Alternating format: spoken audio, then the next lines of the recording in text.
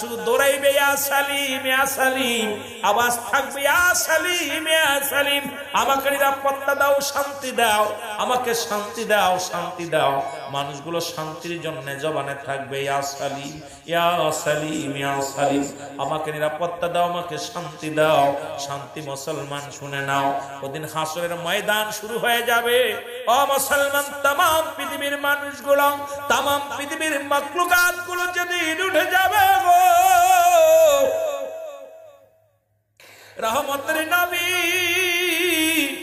যিনি কুল কায়নাতের নবী, রহমতের পেয়ালা, আল্লাহ যাকে বলে মা আরসালনাকা ইল্লা রাহমাতাল লিল আলামিন। জোরে জোরে চিল্লা বলা যাবে না মারহাবা। ওরে আমরা গুনাহগার গো নবী, আমরা গুনাহগারে বলো, আমরা গুনাহগার গো নবী, এ নবী গো সালাতু সালাম জানাই, সালাতু সালাম জানাই আপনার উপরে, সালাতু সালাম জানাই, সালাতু সালাম জানাই আপনার উপরে নবী গো। ওরে নবী ও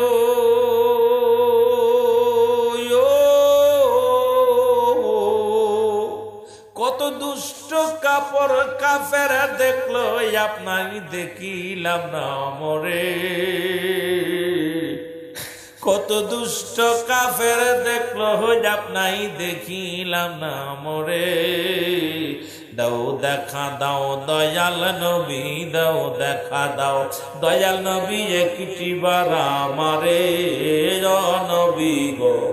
আমরা এরে আমরা গুনাহগার গো নবী, আমরা গুনাহগারে বলো, আমরা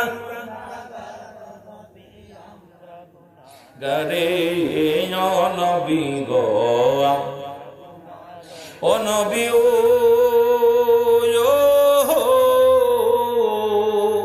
মদিনাতে আসেন শুয়ে, আমায় পাগল করে, হায় হায় মদিনাতে আসেন শুয়ে, আমায় পাগল করে। দাও দেখা দাও দয়াল নবী, দাও দেখা দাও দয়াল নবী, একটি বার আমারে ও নবী গো। ওগো আমরা গুনাহগার গো নবী, আমরা গুনাহগারে বলো, আমরা আমরা গুনাহগারে নবী গো। এ দুনিয়ার মুসলমান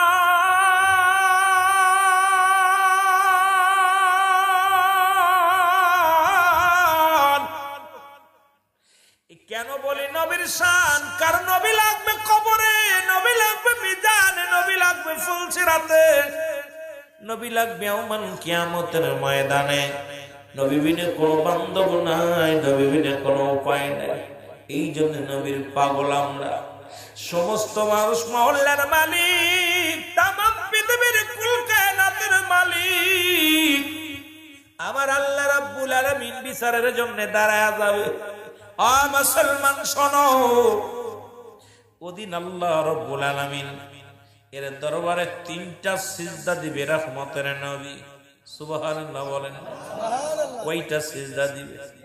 তিনটা সিজদা মারবে। প্রথম সিজদা যখন মারবে, আল্লাহ রাব্বুল আলামিন ডাকতে বলবে, হাবিব আপনি মাথা উঠা দিলেন কেন? আজকে সিজদার মধ্যে পড়ে গেলেন।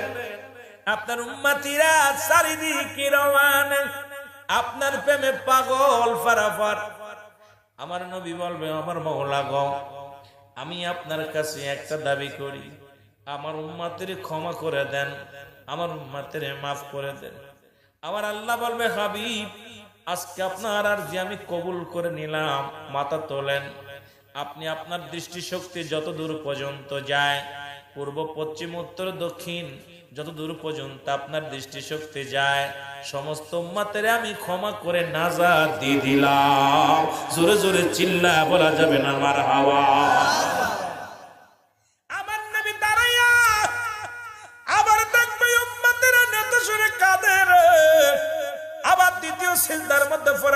নবীজি, আমার আল্লাহ বলবে হাবিব আবার কেন সিজদার মধ্যে পড়লেন? আল্লাহ রাব্বুল আলামিন আপনি তো সব নবীর এক একটা নিয়ামত দিয়েছেন, আমাকে একটা দিয়েছিলেন পার্সোনাল নিয়ামত। যেদিন আমি গিয়েছিলাম কোথায় মিরাজের রজনীতে আপনার সঙ্গে দেখা করার জন্য, সেদিন আমাকে প্রস্তাব দিয়েছিলেন, ইয়া রাসূলুল্লাহ, ইয়া হাবিবাল্লাহ, আপনি আমাকে প্রস্তাব দিয়েছেন আমার মাওলা যে বন্ধু আপনার জন্য আমি পার্সোনাল কিছু নিয়ামত রাখছি, আপনি চান। সেদিন আমি বলেছিলাম আমি যখন চাইব তখন আপনার থেকে চেয়ে নিব। আমি তখন তো চাই নাই, আমি দ্বিতীয় সিজদা আছি, আমার উম্মতের ক্ষমা করা লাগবে। আমার মাওলা সেদিন বলবে যাও, ওই একই নিয়ম, নবীজি সিজদা থেকে মাথা তুলবে, আবার পূর্ব পশ্চিম উত্তর দক্ষিণ এরকম তাকাবে, আবার উম্মতিরা জাহান্নাম থেকে বাঁচাইয়া আমার নবী জান্নাতে দেয়া দিবে। আবার একই নিয়ম যখন করে দিবে, বাকি থাকবে কিছু, গোটা মুষ্টি থাকবে। আমার আল্লাহ রাব্বুল আলামিনের দরবারে ডাকতে বলবেন, ইয়া রাব্বুল আলামিন, এদেরকে আপনি ক্ষমা করে দেন। আমার আল্লাহ বলবেন না না, এই সমস্ত নাফরমানীরা আপনার অনুগত্য ছিল না, আমার অনুগত্য ছিল না, এদেরকে জাহান্নামে দিতে হবে। জাহান্নাম বানাইছি আমি এদেরকে পুরানোর জন্য, জ্বালানোর জন্য জাহান্নাম প্রস্তুতি আছে এই সমস্ত নাফরমানীদের জন্য, জাহান্নামীদের জন্য জাহান্নাম অপেক্ষা আছে। ইয়া রাসূলুল্লাহ, ইয়া হাবিবাল্লাহ, আপনি আমার কাছে আর দাবি করবেন না, আপনি আমার প্রিয় হাবিব, আপনি আমার দোস্ত, আপনাকে আমি রাসূলুল্লাহ বানাইলাম, পৃথিবীর মধ্যে আপনাকে আমি হাবিবুল্লাহ বানাইলাম। পৃথিবীর কোন নবীর আমি হাবিবুল্লাহ বলি নাই, আপনাকে আমি হাবিবুল্লাহ বানাইলাম, আপনি আমার প্রিয় বন্ধু, দোস্ত বানাইলাম। আপনি আর দাবি করবেন না, অবশিষ্ট গুলো জাহান্নামের খড়ি হয়ে যাবে।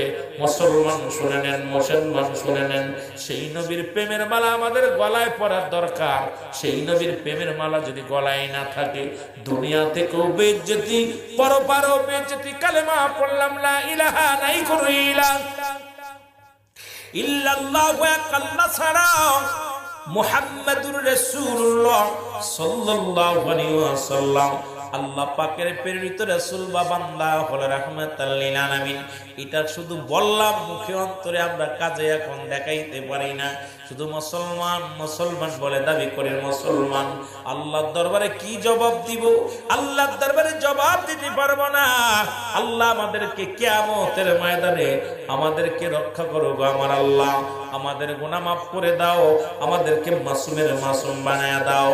জোরে জোরে চিল্লায়া বলা যাবে না আমিন? একটু জোরে জোরে চিল্লায়া বলা যাবে না আমিন? মুহাব্বতের সঙ্গে দুরূদ শরীফ পড়ুন, আল্লাহুম্মা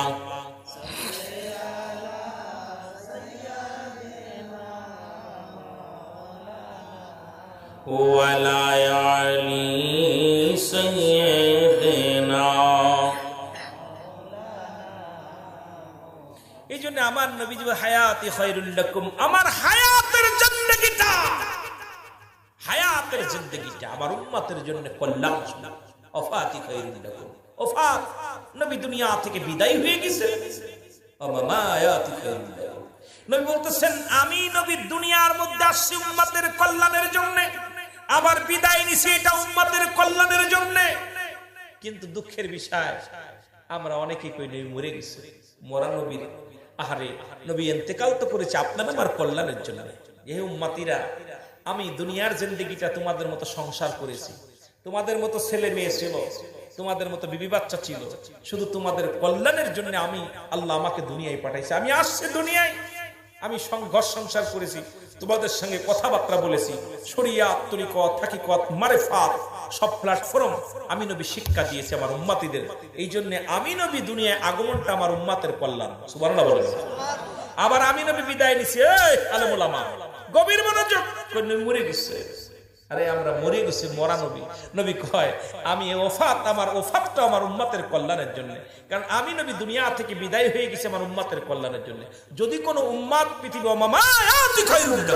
নবী কয় আমি পৃথিবী থেকে বিদায়টা হলো, পৃথিবীর মধ্যে কোনো উম্মত যখন ভালো কাজ করে তখন আমি নবী আল্লাহর দরবারে প্রশংসা করি, আল্লাহ অমুক উম্মত নামাজ পড়ে, কোরআন শরীফ পড়ে, জিকির করে, ভালো কর্ম করে, যেমন আপনার ছেলে যদি ভালো কাজ করে গ্রামের মানুষ প্রশংসা করে, আরে ছেলেটা তো ভালো, ফরেজগার, ভালো আল্লাহওয়ালা ব্যক্তি।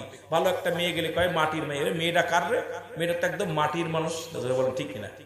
বালা মানুষের প্রশংসা করে, নবীও আল্লাহর কাছে প্রশংসা করে, আল্লাহ আমার অমুক উম্মাত এত ভালো, নামাজ পড়ে, রোজা রাখে, জিকির করে, ভালো কাজ করে। আবার কোন উম্মাত যখন গুনাহের কাজ করে, নবীজি বলতেছে সঙ্গে সঙ্গে আমি আল্লাহর কাছে ইস্তেগফার করি। যদি অন্যায় করে ছেলে মাফ চায় বাবায়, গভীর রাত্রে বাবায় যে কয় ভাইজান আমার সন্তান ভুল করছে, মাফ করে দেন।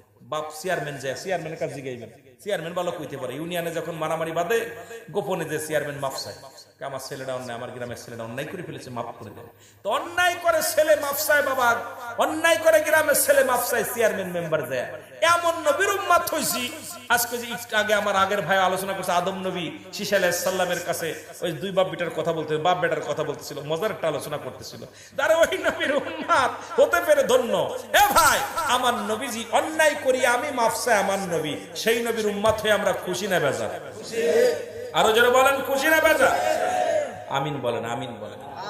সেই নবীর উম্মত হইয়া শুকরিয়া আদায় করা লাগবে। কারণ সব নবী আফসোস করছে, নবী না হইয়া যদি ওই নবীর উম্মত হতে পারতাম, আমাদের জীবন সাকসেস হতো। এই নবীর উম্মতেরও অনেক পর, আপনাদেরও অনেক পর। কারণ অন্যান্য নবীরা দেখেন সারা জিন্দেগি বইরা যে ক্ষমা পায়নি, যে লাইলাতুল করাত, লাইলাতুল বরাত, এটা দেখেন মুসা আলাইহিস সালামের একটা কাহিনী আমার হঠাৎ করে মনে পড়ে গেল। মুসা আলাইহিস সালাম রাস্তাতে যাইতেছিল, হঠাৎ করে যাইতে যেতে দেখে একটা পাথর, আশ্চর্য পাথর। পাথরটা দেইখা মুসা আলাইহিস সালাম, আল্লাহ এত বড় পাথর! কয় মুসা আলাইহিস সালাম, কয় তোমার হাতে কি? কয় লাঠি। কয় দাও একটা বাড়ি। হাতে দিয়ে মারছে একটা বাড়ি পাথরের মধ্যে, মারলে পরে পাথরটা দ্বিখণ্ডিত হয়ে গেছে, ভিতর থেকে এক দরবেশ বাইরে হয়ে গেছে। সুবহানাল্লাহ বলেন না? দরবেশ বাইরে, আপনি গেলেন কেরাম, খাইলেন কেন? দেখে ভিতরে জায়নামাজ বিছানো, এই জায়নামাজের মধ্যে বইয়া তাসবিহ বইয়া পিপতেছে। কয় বছর? আমি 50 বছর বইয়ের ভিতরে। সুবহানাল্লাহ বলেন না? কত বছর? 50 বছর বা 500 বছর আমি এর ভিতরে আছি। 400 বছর মানে মতান্তরে যে যেটা অনেকে এক একটা হইতে পারে, হয়তো আবার অনেকে এক একটা বিষয় বলতে পারে, যে কয়দিন থাকলাম এর মধ্যে। কয় কি এর মধ্যে এত আমল করতেছো? আল্লাহ তোমার এই আবেদ বান্দার মতো এত বড় আমলদারি আমি আর দেখিনি আমার রাজ্যে। আমি এই লোকটা খুব বুজুর্গ।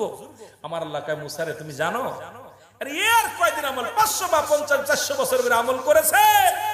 আর আমি এমন একজন নবী পাঠাইবো, সেই নবীর উম্মতের আমলের কথা শোনো।